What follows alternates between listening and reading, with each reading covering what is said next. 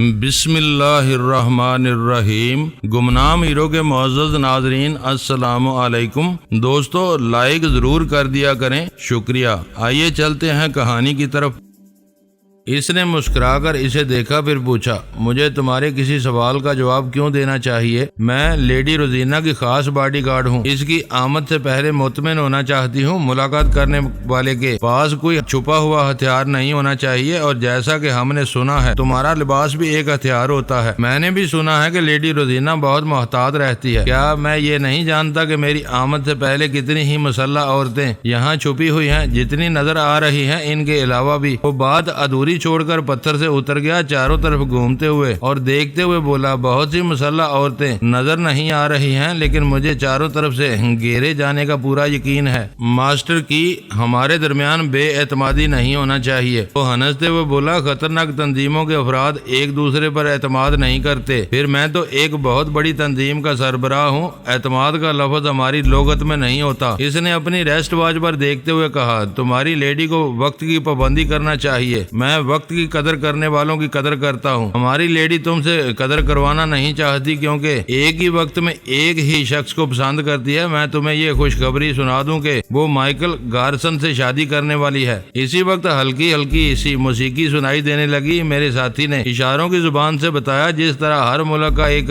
قومی ترانہ ہوتا ہے، اسی طرح لیڈی روزینہ نے اپنے فارم کے لیے ایک نغمے کی موسیقی کو اپنے لیے مخصوص کیا ہے، اور اب اس کا مطلب ہے کہ یہ لیڈی صاحبہ تشریف لا رہی ہے۔ وہ آ رہی تھی، آنے کا انداز ایسا ہی تھا جیسے وہ کسی بہت بڑی ریاست کی ملکہ ہو۔ اس نے خوبصورت سا ریشمی لباس زیب تن کیا تھا، غار میں روشنی نہیں تھی مگر وہ چاند کی طرح نمودار ہوئی تھی۔ ہم سب نے اپنی آنکھوں پر اینٹی ڈارک گاگلز پہنے ہوئے تھے، اس لیے ایک دوسرے کو بآسانی دیکھ رہے تھے، بلکہ وضاحت سے دیکھ رہے تھے۔ لیڈی روزینہ کے ساتھ کئی مسلح عورتیں آئی تھی، ان میں سے وہ لیڈی سیکرٹری بھی تھی جو ہم انگریزی بولنے والوں کے سامنے اپنی لیڈی کی زبان کا ترجمہ پیش کرتی تھی۔ میں نے اس سیکرٹری کے دماغ میں پہنچ کر دیکھا، وہ چور نظروں سے ماسٹر کی کو دیکھ رہی تھی، کیونکہ اسی کی خاص اعلی کار تھی، بظاہر لیڈی روزینہ کی ملازمہ بنی ہوئی تھی۔ ماسٹر کی نے لیڈی روزینہ کو دیکھتے ہی سر جھکایا، پھر مسکراتے ہوئے کہا، ہماری دوستی اس حد تک قابل اعتماد ہو گئی ہے کہ ہم پہلی بار ایک دوسرے سے روبرو ملاقات کر رہے ہیں۔ لیڈی کے ساتھ آنے والیاں کچھ فولڈنگ چیئر اٹھائے ہوئے تھی، وہ ہال کے ایک حصے میں انہیں بچھانے لگی۔ لیڈی نے ایک کرسی پر بیٹھتے ہوئے دوسری کرسی کی طرف اشارہ کیا۔ ماسٹر کی ایک کرسی کو کھینچ کر اس پر بیٹھتے ہوئے بولا، اس تکلف کی ضرورت نہیں تھی، میں تو سپاہی آدمی ہوں، پتھروں پر بیٹھ کر کرسی کا لطف اٹھاتا ہوں۔ لیڈی روزینہ خاموشی سے اس کا جائزہ لے رہی تھی، سر سے پاؤں تک دیکھ رہی تھی، اس کی باتوں کو بھی توجہ سے سن رہی تھی۔ وہ مسکرا کر بولا، کیا میں تمہیں پسند آ رہا ہوں؟ ارے ہاں، ابھی مجھے یہ خوشخبری ملی ہے کہ تم مائیکل گارسن سے شادی کرنے والی ہو، میں تمہیں پیشگی مبارکباد دیتا ہوں۔ وہ خاموش تھی، چپ چاپ اسے دیکھتی جا رہی تھی۔ اس نے ذرا حیرانی سے پوچھا، کیا بات ہے، کیا زبان نہیں کھولو گی؟ چپ چاپ دیکھتی رہو گی؟ اب لیڈی روزینہ کے لب کھلے، اس نے ترکی زبان میں کہا، مجھے اپنے فیصلے پر نظر ثانی کرنا ہوگی۔ میں اس کی باتوں کا ترجمہ سیکرٹری کے ذریعے سمجھ رہا تھا، اور وہ ماسٹر کی کو انگریزی زبان میں سمجھا رہی تھی۔ ماسٹر کی نے پوچھا، تم کس فیصلے پر نظر ثانی کرنا چاہتی ہو؟ لیڈی روزینہ نے اس کی زبان کا ترجمہ ترکی زبان میں سننے کے بعد کہا، مائیکل گارسن سے شادی کرنا چاہیے یا تم سے؟ وہ ہنستے ہوئے اپنی کرسی سے اٹھ گیا، پھر اسی طرح کہکہا لگاتے ہوئے ایک طرف گیا، وہاں سے پلٹ کر بولا، نہیں نہیں لیڈی روزینہ، میں ابھی زندہ رہنا چاہتا ہوں، تمہارے شوہروں کی طرح البم میں اپنی تصویر کا اضافہ نہیں کرنا چاہتا۔ لیڈی نے شاہانہ انداز میں کرسی کی پشت سے ٹیک لگا کر دونوں ہاتھ کرسی کے ہتھوں پر رکھتے ہوئے کہا، مگر میں جو فیصلہ کر لیتی ہوں اسے میں ہی بدل سکتی ہوں، کوئی دوسرا بدلنے کی جرت نہیں کر سکتا۔ ماسٹر کی نے اسے گھور کر دیکھا، پھر کہا، تم موضوع بدل رہی ہو، ہم کسی دوسرے مقصد کے لیے یہاں آئے ہیں، میں اپنے مقصد کے پیش نظر ہی یہ فیصلہ بدل رہی ہوں، مجھے اچھی طرح سوچنا سمجھنا ہوگا، تم دونوں میں سے کون فرحاد علی تیمور ہے؟ وہ چونک کر بولا، کیا مطلب، تم مجھے فرحاد سمجھ رہی ہو؟ تمہارا اور مائیکل گارسن کا قد ایک ہے، جسامت ایک جیسی ہے، میں بہت دیر سے تمہیں دیکھ رہی ہوں، جہاں سے اٹھ کر وہاں تک گئے، وہ چلنے کا انداز بھی وہی ہے اور بولنے کا سٹائل بھی مختلف نہیں ہے۔ تم یہ کہنا چاہتی ہو کہ میں فرحاد ہو سکتا ہوں؟ ابھی جو شبہ ہے وہ یقین میں بدل سکتا ہے۔ لیڈی روزینہ، مجھے یہ کہنے دو کہ تمہارا دماغ چل گیا ہے۔ میں یہاں فرحاد کا سودا کرنے آیا ہوں اور تم مجھے ہی فرحاد کہہ رہی ہو۔ میں نے سنا ہے کہ اس کا ریکارڈ بھی پڑا ہے، وہ اکثر ایسی چالیں چلتا ہے۔ کیا وہ ایسا نہیں کر سکتا کہ ماسٹر کی بن کر آئے اور خود مائیکل گارسن کا سودا اس طرح کرے جیسے وہ فرحاد کو خریدنے آیا ہو؟ وہ اپنے سینے پر ہاتھ مار کر بولا، میں ماسٹر کی ہوں۔ لیڈی روزینہ نے اپنے ایک ایک لفظ پر زور دیتے ہوئے کہا، میں بھی یقین سے کہتی ہوں کہ وہ مائیکل گارسن ہے۔ اس کے خون کا اور جسمانی کھال کا طبی معائنہ ہو چکا ہے، یہ فراڈ بھی ہو سکتا ہے۔ وہ ناگواری سے بولی، کیا تم مجھے فراڈ کہہ رہے ہو؟ میں تمہیں نہیں، تمہارے کارندوں کو ایسا کہہ سکتا ہوں۔ وہ فرشتے نہیں ہیں، فرحاد کے ہاتھوں بک سکتے ہیں یا ٹیلی پیتھی کے آگے مجبور ہو سکتے ہیں۔ میری تمام کام کرنے والیاں وفادار ہیں، وہ زیادہ رقم کے لالچ میں بک نہیں سکتی۔ فرحاد ان کے دماغوں میں پہنچ نہیں سکتا کیونکہ وہ ہماری زبان نہیں جانتا اور ہم میں سے کوئی عورت اس کی زبان نہیں بولتی ہے۔ یہ تمہاری خوش فہمی ہے اور فرحاد ہمیشہ اپنے مخالفین کی خوش فہمیوں سے فائدہ اٹھاتا ہے۔ وہ اپنی کرسی پر سے اٹھتے ہوئے بولی، تم ضد کر رہے ہو کہ مائیکل گارسن ہی فرحاد ہے اور میں تمہیں دیکھ دیکھ کر تم پر شبہ کرنے پر مجبور ہوں۔ یہ تم نہیں، تمہارا دل کہہ رہا ہے، یہ دل مجھ پر آ گیا ہے۔ تم ایک نفسیاتی مریضہ ہو، تم پر ہوس غالب آ گئی ہے، اب کام کی باتیں نہیں کر سکو گی۔ میں کام کی باتیں خوب سمجھتی ہوں، تم ہر قیمت پر فرحاد کو حاصل کرنے آئے ہو۔ لیڈی روزینہ، تمہارا جو پیغام مجھے ملا اس میں تم نے یقین دلانے کی کوشش کی تھی کہ مائیکل گارسن فرحاد نہیں ہے۔ اس کے طبی معائنے کی رپورٹ بھی پیش کی، لیکن میں مطمئن نہیں ہو سکتا۔ وہ تمہارے آدمیوں کے ہاتھ آنے سے پہلے ایک ٹرک کے نیچے خفیہ خانے میں چھپا ہوا تھا اور نیو یارک کی حدود سے نکلنا چاہتا تھا۔ جانتی ہو کیوں؟ اس نے سوالیہ نظروں سے لیڈی روزینہ کی طرف دیکھا، پھر خود ہی جواباً کہنا شروع کیا، اس لیے کہ سپر ماسٹر کو اس کی تلاش ہے۔ نیو یارک سے نکلنے کے تمام راستوں کی ناکہ بندی کر دی گئی ہے، اس یقین کے ساتھ کہ وہ اور سونیا نیو یارک میں ہیں، وہاں سے باہر نہیں نکل سکیں گے۔ فرحاد نے باہر نکلنے کے لیے یہی راستہ اختیار کیا، ایک ٹرک کے خفیہ خانے میں سفر کرتا ہوا جا رہا تھا۔ بھلا مائیکل گارسن کو اس طرح سفر کرنے کی کیا ضرورت تھی؟ اس نے مجھے بتایا ہے کہ کچھ لوگ اسے فرحاد کی جگہ استعمال کرنا چاہتے تھے، اس لیے اسے چھپا کر دوسری جگہ لے جا رہے تھے، اور وہ مائیکل اتنا اہم ہو گیا کہ دوست اور دشمن اس کے پیچھے پڑ گئے۔ ہیلی کاپٹر کے ذریعے اس ٹرک پر ایسی فائرنگ اور بمباری کی گئی جیسے ایک ملک دوسرے ملک کی سرحد پر حملہ کر رہا ہو۔ یہ اہمیت صرف فرحاد کو حاصل ہے، تمہارے دلائل سے میڈیکل رپورٹ نہیں بدلے گی۔ اگر میرے سامنے اس کے خون اور چہرے کی کھال کا تجزیہ کیا جائے تو رپورٹ بدل جائے گی، میں دعوے سے کہتا ہوں۔ لیڈی روزینہ بڑے ہی شاہانہ انداز میں چلتے ہوئے اس غار کے ایک پتھر کے پاس گئی، پھر ایک ہاتھ پتھر پر رکھتے ہوئے بولی، ماسٹر کی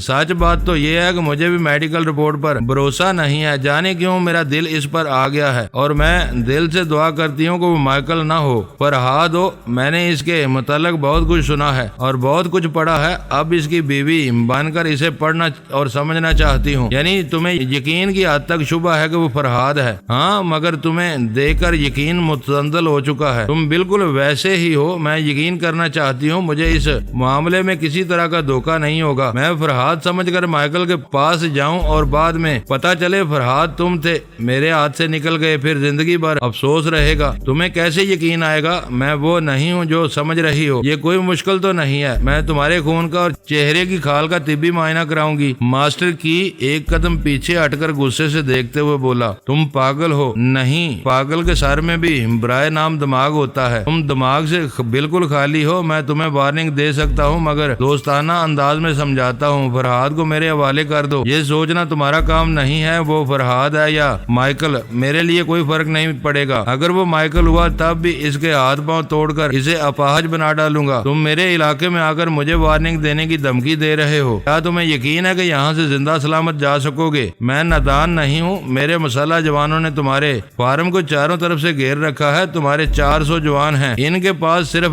چھوٹے ہتھیار ہی نہیں، مشین گنیں بھی ہیں۔ دیکھتے ہی دیکھتے تمہارا فارم اور تمہاری خوبصورت سی رہائش گاہ کھنڈر بن جائے گی۔ لیڈی روزینہ نے ایک نظر اس پر ڈالی، پھر بڑے اعتماد اور اطمینان سے کہا، میری رہائش گاہ کو کھنڈر ہو جانے دو، میں اپنے فارم کی تباہی کا منظر بھی دیکھ لوں گی۔ یہ دولت کے کھیل ہے، میں دوبارہ اس فارم اور رہائش گاہ کی تعمیر کر سکتی ہوں۔ دھمکی دینا چاہتے ہو تو مجھے دو، میرا کیا نقصان ہوگا؟ میں تو تمہارے سامنے ہوں، میں مروں گی تو تم بھی مرو گے۔ ماسٹر کی نے برا سا منہ بنا کر اس کی طرف دیکھا۔ وہ بولی، سوال تمہاری زندگی کا ہے، کیا یہاں سے زندہ واپس جا سکو گے؟ وہ چاروں طرف گھوم کر مسلح عورتوں کو دیکھنے لگا۔ چونکہ لیڈی روزینہ نے چیلنج کیا تھا، اس لیے پتھروں کے پیچھے چھپی ہوئی مسلح عورتیں بھی نمودار ہونے لگیں۔ لیڈی روزینہ نے کہا، اس غار کے اندر صرف میرے حکم کی تعمیل کرنے والی عورتیں ہیں، تمہارے یہ 6 آدمی دیکھتے ہی دیکھتے فنا ہو جائیں گے، مانا کہ باہر تمہارے آدمیوں نے محاصرہ کر رکھا ہے، جب میں نکلنا چاہوں گی تب ان سے خطرہ پیش آئے گا، ابھی تم اپنی خیر مناؤ۔ ماسٹر کی نے پریشان ہو کر اپنے چاروں طرف دیکھا، پھر شکست خوردہ انداز میں کہا، یہ میں بھول ہی گیا تھا کہ باہر سے محاصرہ کراؤں گا تو اندر جان پر بان آئے گی، مجھے دوستی اور صلح کا راستہ اختیار کرنا چاہیے۔ لیڈی روزینہ نے کہا، ماسٹر کی اور اتنی آسانی سے شکست تسلیم کر رہا ہے،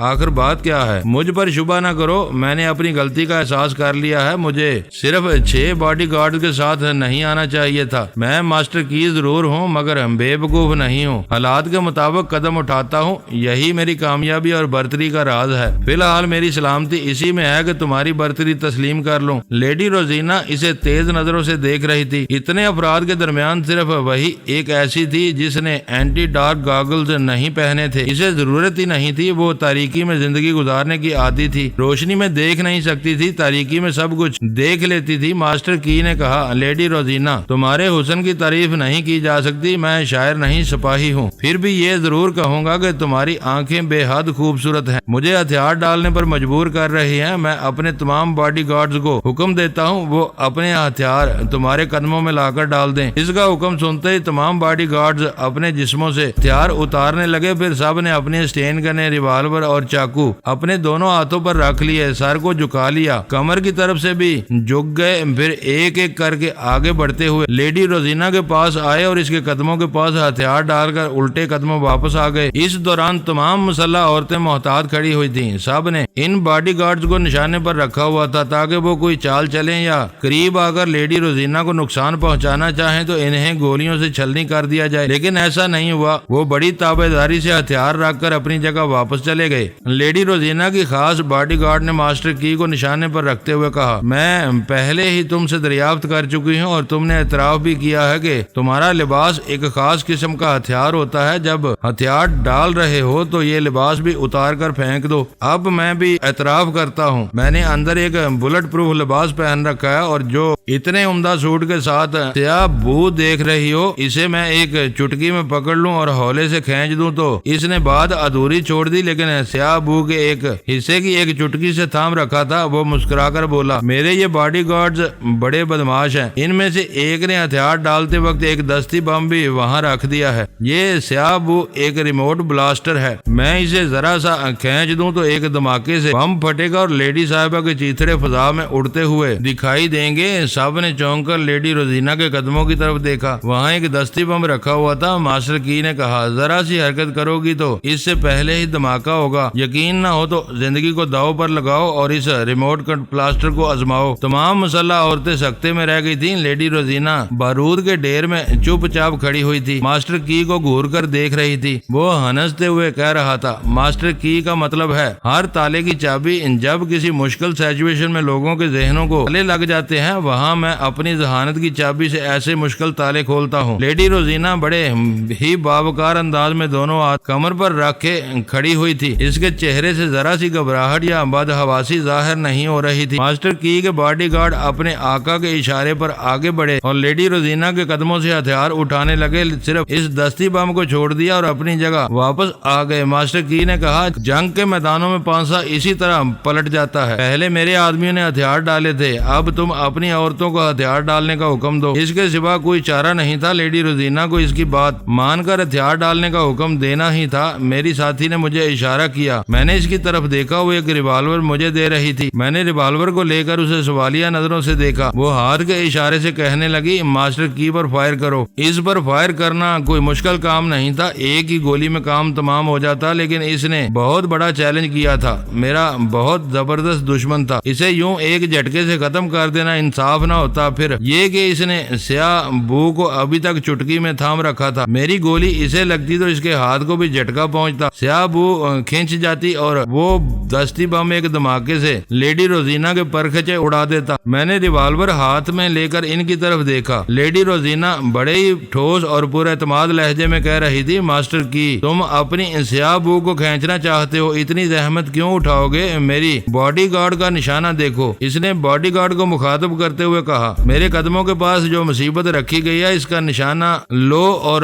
گولی چلا دو۔ ماسٹر کی کبھی سوچ بھی نہیں سکتا تھا کہ لیڈی روزینہ خود اپنی موت کا حکم دے گی اور وہ بھی اپنی ہی باڈی گارڈ کو دستی بم پر گولی چلانے پر مجبور کرے گی۔ ادھر اس کی خاص باڈی گارڈ بھی تذبذب میں پڑ گئی تھی۔ اس نے سوالیہ نظروں سے اپنی لیڈی کو دیکھا، پھر ہچکچاتے ہوئے بولی آپ کیا فرما رہی ہیں؟ میں اس کا نشانہ کیسے لے سکتی ہوں؟ گستاخی کی معافی چاہتی ہوں۔ کیا آپ چاہتی ہیں کہ میں آپ کی موت کا سبب بنوں؟ لیڈی روزینہ نے گھرا کر کہا میں جو کہہ رہی ہوں تم اس پر عمل کرو۔ اس کے بعد اس نے سخت لہجے میں کہا گیٹ ریڈی۔ خاص باڈی گارڈ نے فوراً ہی ریوالور نکال کر دستی بم کا نشانہ لیا۔ لیڈی روزینہ نے کہا فائر۔ یہ کہتے ہی اس نے یہ اخبار کی دستی بم کو ٹھوکر ماری، تب پتا چلا وہ کیا چال چل رہی تھی۔ باڈی گارڈ نے اسی دستی بم کا نشانہ لیا تھا، لیکن وہ تو ٹھوکر کھا کر ماسٹر کی طرف جا رہا تھا۔ اسی وقت اس نے گولی چلا دی، ٹھائیں کی آواز کے ساتھ وہ بم ایک دھماکے سے پھٹا اور ایسے وقت بلاسٹ ہوا جب ماسٹر کی کے قریب پہنچ رہا تھا، مگر وہ بھی غافل نہیں تھا۔ جیسے ہی لیڈی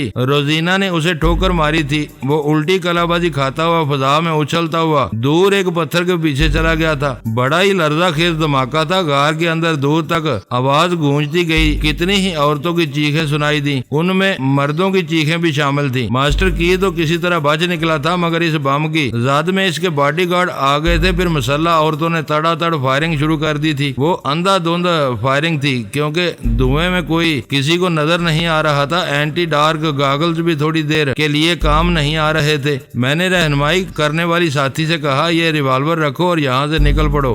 اس نے میرے بازو کو تھام لیا، وہ جانا نہیں چاہتی تھی اور مجھے بھی روکنا چاہتی تھی۔ میں نے ایک جھٹکے سے بازو کو چھڑایا، پھر اس چٹان پر سے سرکتا ہوا آخری سرے پر پہنچا، وہاں سے چھلانگ لگا کر ایک پتھر پر آیا۔ غار کے اس حصے میں دھواں نہیں تھا۔ میں صاف طور پر راستے کو دیکھتا ہوا ادھر جانے لگا جہاں افراتفری مچی ہوئی تھی، بھاگتے ہوئے قدموں کی آوازیں سنائی دے رہی تھی، رہ رہ کر فائرنگ کی آواز بھی گونجنے لگتی تھی۔ شاید دوسری طرف دھواں چھٹنے لگا تھا۔ مجھے لیڈی روزینہ کی خاص باڈی گارڈ کی آواز سنائی دی، وہ حکم دے رہی تھی چاروں طرف پھیل جاؤ، ماسٹر کی بھاگنے نہ پائے، اسے تلاش کرو۔ میں ایک پتھر کی آڑ میں رک گیا، خیال خوانے کی پرواز کی اور اس خاص باڈی گارڈ کے دماغ میں پہنچ گیا۔ اس کے ذریعے اس حال نما غار کے حصے کو دیکھنے لگا۔ وہاں دور تک لاشیں پڑی ہوئی تھیں، کچھ مسلح عورتیں ماری گئی تھیں، لیکن ماسٹر کی کے تمام باڈی گارڈز ختم ہو چکے تھے، صرف وہی زندہ رہ گیا تھا، مگر وہ کہاں تھا؟ کسی کو نظر نہیں آ رہا تھا۔ وہ غار آنکھ مچولی کھیلنے کے لیے نہایت مناسب تھا، چھپنے والا کسی کو نظر نہیں آ سکتا تھا۔ جگہ جگہ چھوٹے بڑے پتھر پڑے ہوئے تھے، ٹیڑھی میڑھی چٹانیں تھیں، کچھ چٹانیں ایسی بھی تھیں ان کے سامنے پہنچ کر پتا چلتا تھا کہ آگے جانے کا راستہ نہیں ہے، مگر راستہ تلاش کرو تو مل جاتا تھا۔ لیڈی باڈی گارڈ کی سوچ سے پتا چلا اس کی مالکہ لیڈی روزینہ بھی نظر نہیں آ رہی ہے۔ میں نے لیڈی سیکرٹری کے دماغ میں پہنچ کر دیکھا، وہ ایک طرف لیڈی روزینہ کو تلاش کر رہی تھی، دوسری طرف ماسٹر کی کے لیے فکر مند تھی، اس کی مدد کرنا چاہتی تھی، کسی طرح اسے غار سے نکال کر لے جانے کا ارادہ تھا، مگر وہ نظر نہیں آ رہا تھا۔ وہ دو عورتیں ایسی تھیں جن کے دماغوں میں پہنچ کر میں دوسروں کو دیکھ سکتا تھا۔ کبھی کبھی کوئی مسلح عورت نظر آتی تھی، میں تھوڑی دیر تک ان کی مصروفیات کو دیکھتا رہا اور سوچتا رہا ماسٹر کی اس تاریکی میں کہاں جا سکتا ہے؟ اس کی آنکھوں پر بھی وہی چشمہ تھا، وہ اندھیرے میں دیکھ سکتا تھا مگر غار کے دانے تک نہیں جا سکتا تھا۔ وہ سمجھ رہا ہوگا کہ مسلح عورتوں نے راستے کی ناکہ بندی کر دی ہوگی۔ میں تیزی سے سوچ رہا تھا ان حالات میں کیا کرنا چاہیے۔ وہ کسی طرف سے بھی موت بن کر جھپٹ سکتا تھا۔ عقل کہہ رہی تھی وہ ان حالات میں کسی کو نقصان نہیں پہنچائے گا، دانش مندی سے کام لے گا، لیڈی روزینہ کو تلاش کرے گا، پھر اسے قابو میں کرنے کے بعد فرار کا راستہ آسانی سے بنا سکے گا۔ میں سوچتے سوچتے چونک گیا، ایک آہٹ سی سنائی دی۔ میں نے ادھر ادھر دیکھا، جہاں تک نظر جاتی تھی پتھر ہی پتھر اور چٹانیں ہی چٹانیں نظر نظر آ رہی تھی۔ چلنے پھرنے کے لیے درمیان میں تھوڑی تھوڑی سی جگہ تھی۔ دوسری بار پھر ہلکی سی آہٹ سنائی دی۔ میں نے گھوم کر اس پتھر کے دوسری طرف دیکھا جس کی آڑ میں وہ کھڑا ہوا تھا۔ پتھر کی اونچائی میری گردن تک تھی۔ میں نے اس کے دوسری طرف سے اسے دیکھ لیا۔ وہ پتھر کے دوسری طرف کچھ فاصلے پر تھا، دونوں ہاتھ آگے بڑھا کر اندھے کی طرح راستہ ٹٹول رہا تھا۔ اس کی آنکھوں پر اینٹی ڈارک گاگلز نہیں تھے، یعنی دوڑنے بھاگنے یا دستی بم کے سامنے سے الٹی کلا بازی کھانے کے دوران اس کی آنکھ سے چشمہ گر پڑا تھا۔ اس نے ایک ذرا دیر کے لیے اپنی آنکھ سے چشمے کو اتار کر دیکھا تو گھپ اندھیرا دکھائی دیا۔ اتنی گہری تاریکی تھی کہ ہاتھ کو ہاتھ سجائی نہیں دیتا تھا۔ اس طرح سمجھ میں آیا کہ ماسٹر کی بیچارہ کس حالت میں ہوگا۔ وہ تو آنکھیں رکھتے ہوئے بھی اندھا ہو گیا تھا۔ میں نے پہلی بار اسے بیچارہ کہا۔ جب کوئی شے زور اور ناقابل شکست سمجھا جانے والا اس طرح بے بس ہو جائے کہ سارے اختیارات ساری طاقتیں رکھنے کے باوجود کچھ نہ کر سکے تو پھر بیچارہ ہی کہلاتا ہے۔ میں نے چشمے کو پھر آنکھوں سے لگا لیا۔ اب وہ نظر آ رہا تھا۔ میں نے دھیمی آواز میں اسے مخاطب کیا، ہیلو ماسٹر کی۔ آواز دھیمی تھی مگر اس غار میں سرسراتی ہوئی ذرا گونجتی ہوئی اس کے کانوں تک پہنچی۔ وہ ہڑبڑا کر دونوں ہاتھوں سے راستہ ٹٹولتا ہوا ایک طرف بڑھا۔ اس کے ہاتھ ایک چٹان سے ٹکرائے۔ وہ اس چٹان سے لگ کر یوں کھڑا ہو گیا جیسے اپنے آپ کو اچھی طرح چھپا رہا ہو۔ میں نے کہا، تم نظر آ رہے ہو ماسٹر کی۔ وہ پھر گڑبڑا گیا، وہاں سے گھوم کر دونوں ہاتھوں سے راستہ ٹٹولتے ہوئے دوسری طرف بڑھنے لگا۔ میں نے پوچھا، کیا تم میری آواز پہچان رہے ہو؟ وہ دوسرے پتھر کے پاس پہنچ گیا، اس کے پیچھے چھپنا چاہتا تھا۔ میں نے کہا، بیکار کوشش کر رہے ہو، اس کے پیچھے چھپے گا تو میں دوسری طرف سے آ کر تمہیں دیکھ لوں گا۔ وہ جہاں تھا وہیں رک گیا۔ میں نے کہا، تم مجھے بے بس اور مجبور کرنا چاہتے تھے، میرے ہاتھ پاؤں توڑ کر معذور بنا کر دنیا والوں کے سامنے میرا عبرتناک انجام پیش کرنا چاہتے تھے۔ اب دیکھو قدرت نے تمہیں کس طرح معذور بنا دیا ہے۔ تمہارے ہاتھ پاؤں سلامت ہیں مگر تم اپنا بچاؤ نہیں کر سکتے، تمہاری آنکھیں ہیں مگر تم دیکھ نہیں سکتے۔ ایسی وقت اس نے مجھے دیکھ لیا۔ اینٹی ڈارک گاگلز کے شیشے اندھیرے میں چمکتے ہیں، اس نے صرف میرے شیشے کو دیکھا تھا۔ اس کے ساتھ ہی وہ مسکرانے لگا۔ ایک ہارے ہوئے سپاہی کو جیت کے امکانات نظر آتے ہیں تو چہرے پر ایسی ہی مسکراہٹ کھیلنے لگتی ہے۔ اس نے اپنے دونوں ہاتھ جیب میں ڈال لیے۔ میری سمجھ میں آیا کہ کوئی ہتھیار نکال کر میری طرف فائر کرے گا، لیکن اس کی ضرورت پیش نہیں آئی۔ واقعی اس کا لباس ایک ہتھیار تھا۔ اس نے جیبوں میں ہاتھ ڈال کر جانے کیا حرکت کی۔ اس کی کمر کے بیلٹ سے تڑا تڑ فائرنگ ہونے لگی۔ وہاں سے نکلنے والے ننھے ننھے بلٹ میری طرف آ رہے تھے۔ میں عین اس کے سامنے تھا مگر اس کی فائرنگ سے محفوظ تھا۔ جتنے بلٹ میری طرف آ رہے تھے وہ پتھر سے ٹکرا رہے تھے۔ میں جس پتھر کے پیچھے کھڑا ہوا تھا اس کی اونچائی میری گردن تک تھی۔ میں نے ہنستے ہوئے کہا، کوئی اور ہتھیار ہو تو اسے بھی آزما لو۔ ارے احمق، تم جس چشمے کو دیکھ رہے ہو وہ ایک پتھر پر رکھا ہوا ہے، یہ میری آنکھوں پر نہیں ہے۔ اگر اسے حاصل کرنا چاہو تو آگے بڑھو اور یہاں تک پہنچنے کی کوشش کرو۔ اس نے اپنی ایک آستین میں ہاتھ ڈال کر ایک ننھی سی پینسل گن نکال لی۔ اس چشمے کا نشانہ لگانے لگا۔ میں نے کہا، عقل سے کام لو، یہ چشمہ تمہاری فائرنگ کی زد میں آ گیا تو شیشے ٹوٹ جائیں گے، یہ نہ میرے کام آ سکے گا نہ تمہارے۔ وہ سوچ میں پڑ گیا۔ اس گہری تاریکی میں چشمے کی بڑی اہمیت تھی۔ اگر فائرنگ سے ضائع ہو جاتا تو وہ اندھیرے میں بھٹکتا رہتا۔ وہ پینسل گن ہاتھ میں لیے محتاط انداز میں قدم بڑھاتے ہوئے ایک ہاتھ سے راستہ ٹٹولتے ہوئے پتھر کی طرف بڑھنے لگا، پھر رک گیا۔ بہت سے دوڑتے ہوئے قدموں کی آوازیں سنائی دے رہی تھی۔ کسی عورت نے ترکی زبان میں کچھ کہا، پھر لیڈی گارڈ کی آواز سنائی دی۔ فائرنگ کی آواز اسی طرف سے آئی تھی، تم چاروں ادھر جاؤ اور تم سب میرے ساتھ آؤ۔ وہ اسے تلاش کرنے کے لیے ہماری طرف آ رہی تھی۔ میں نے ماسٹر کی کے دماغ میں چھلانگ لگائی مگر جگہ ملی، مگر اس نے سانس روک لی۔ میں نے پھر اس کے دماغ پر دستک دی۔ اس بار اس نے دماغ کے دروازے کھولتے ہوئے کہا، میں تمہیں اپنے اندر آنے کا موقع نہیں دوں گا، پھر میں تمہارے کام نہیں آ سکوں گا۔ اس نے حیرانی سے پوچھا، تم اور میرے کام آؤ گے؟ میں تمہیں زندہ رکھنا چاہتا ہوں، جو کہہ رہا ہوں اس پر عمل کرو۔ اپنے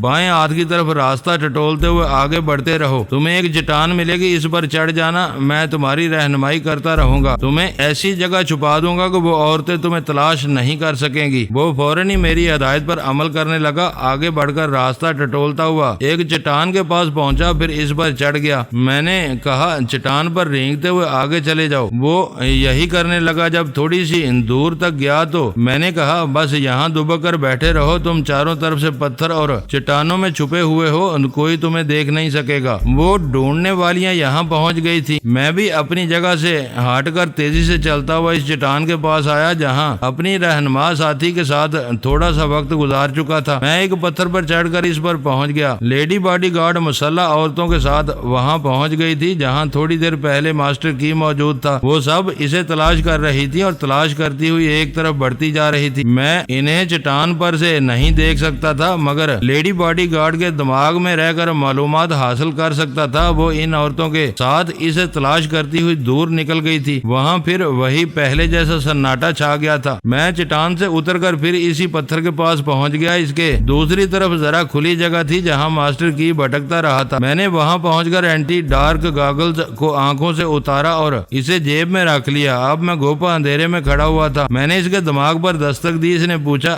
کیا وہ مسلح عورتیں چلی گئی ہیں؟ ہاں، اب چوہے کے بل سے نکل آؤ۔ وہ رینگتا ہوا آنے لگا۔ میں نے کہا مجھے تمہاری حالت پر شرم آ رہی ہے۔ تم ایسی تنظیم کے سربراہ ہو جس سے بڑے بڑے ملک خوف زدہ رہتے ہیں اور تم سے سمجھوتا کرنے کے لیے تیار رہتے ہیں۔ تم ہر طرح شہ زور ہو۔ میں تم جیسے شہ زوروں سے پوچھتا ہوں جب اللہ تعالیٰ کی طرف سے طاقت حاصل ہوتی ہے تو مغرور کیوں ہو جاتے ہو؟ اس وقت کو کیوں بھول جاتے ہو جب قدرت ایک ہی جھٹکے میں تمہیں مجبور اور بے بس بنا دیتی ہے؟ تم اپنے ہاتھ پاؤں استعمال نہیں کر سکتے، آنکھوں سے دیکھ نہیں سکتے، دماغ سے سوچ کر بھی بچاؤ کی تدبیر نہیں کر سکتے۔ پھر تم کو کیا ہوا؟ اس قدرت کے آگے ایک بے بس اور حقیر سے کیڑے ہو۔ کوئی بھی اس تاریکی میں تمہیں پیروں سے مسل سکتا ہے۔ اس نے کہا فرہاد کچھ نصیحتیں اپنے لیے بھی رکھ چھوڑو۔ اگر میرے پاس بھی اینٹی ڈارک گاگلز ہوتا تو میں تمہیں اتنی باتیں کرنے کا موقع نہ دیتا۔ میں نے جواباً کہا میں تمہیں اینٹی ڈارک گاگلز کہیں سے لا کر دے نہیں سکتا۔ میرے پاس جو تھا اسے میں نے پھینک دیا۔ تمہاری طرح اس تاریکی میں اندھا بن گیا ہوں۔ اس نے کہا میں اس چٹان کے سرے تک پہنچ چکا ہوں، مجھے بتاؤ کہ اب کہاں جانا ہوگا؟ میں کہہ چکا ہوں کہ میری آنکھوں پر چشمہ نہیں ہے، میں نے اسے کہیں پھینک دیا ہے، پھر تمہاری رہنمائی کیسے کر سکتا ہوں؟ وہ اندازے کے مطابق اس چٹان سے اترتا ہوا ایک پتھر پر پہنچا، پھر اس پتھر سے اتر کر اسی جگہ آ گیا جہاں میں کھڑا ہوا تھا۔ وہاں پہنچتے اس نے دماغ کے دروازے بند کر لیے۔ میں نے کہا کوئی بات نہیں، اب میں زبان سے گفتگو کر رہا ہوں اور تم میری آواز اپنے بہت قریب سن رہے ہو۔ یہ تمہاری کوئی چال ہوگی، تم مجھے کسی طرح دیکھ رہے ہو اور اس چمکتے ہوئے شیشے کو مجھ سے چھپا رہے ہو۔ یہ تم نہیں بول رہے ہو، میری دہشت بول رہی ہے۔ اگر میری آنکھوں پر وہ اینٹی ڈارک گاگلز ہوگا اور میں اسے چھپانے کے لیے ہاتھ رکھوں گا یا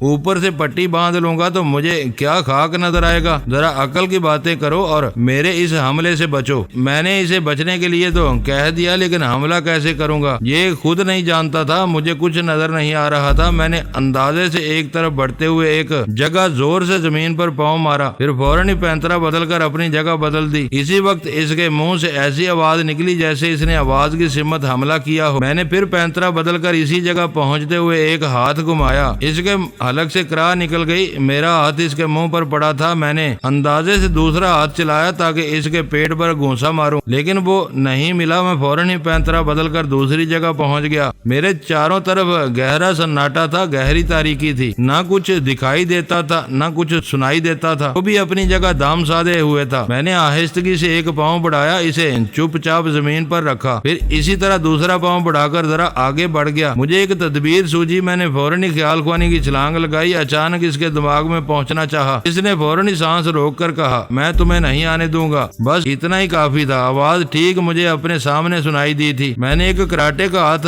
رسید کیا، وہ ہاتھ اس کی ناک پر لگا تھا۔ میں نے اندازہ کیا کہ میرے ایک ہاتھ نے اسے کتنی دور لڑکھڑانے پر مجبور کیا ہوگا۔ اسی اندازے کے مطابق میں نے دوسرا حملہ کیا اور کامیاب رہا۔ پھر تیسرا حملہ کرتے ہی میرا ہاتھ اس کے ہاتھ میں آ گیا، اس کا دوسرا ہاتھ میری ٹھوڑی سے نیچے حلق پر آیا۔ میں نے اس کے ہاتھ کو مضبوطی سے پکڑ کر ایک طرف ہٹایا۔ اس طرح ہم دونوں پنجہ آزمائی کرنے لگے۔ یہ اپنے طرز کی انوکھی جنگ تھی۔ دو آنکھوں والے اندھے بن کر ایک دوسرے کے مقابلے پر برتری حاصل کرنا چاہتے تھے۔ ہمارے درمیان براہ راست زور آزمائی ہو رہی تھی۔ میں مانتا ہوں وہ بہت ہی شہ زور تھا، ایک خطرناک فائٹر تھا۔ نہ جانے اب تک کتنے شہ زوروں کو موت کی نیند سلا چکا ہوگا۔ اس نے زور آزمائی کرتے ہوئے کہا ابھی میرے دماغ میں فرہاد آیا تھا مگر تم فرہاد نہیں ہو سکتے۔ میں نے پوچھا یہ تم کس بنا پر کہہ رہے ہو؟ وہ صرف ٹیلی پیتھی جانتا ہے، جسمانی طور پر کمزور اور بزدل ہے۔ عورتوں کی طرح گھر میں بیٹھا رہتا ہے اور مقابلے پر تم جیسے شہ زوروں کو بھیجتا رہتا ہے۔ بتاؤ تم کون ہو، اس کے لیے کب سے کام کر رہے ہو؟ جب سے فرحاد پیدا ہوا ہے میں اس کے لیے کام کر رہا ہوں، اس کے ساتھ رہتا ہوں کیونکہ میں اس کا ہمزاد ہوں۔ باتوں کے دوران یہ تو پتا چل گیا تھا کہ اس کا سر مجھ سے کتنے فاصلے پر ہے۔ میں نے اچانک ہی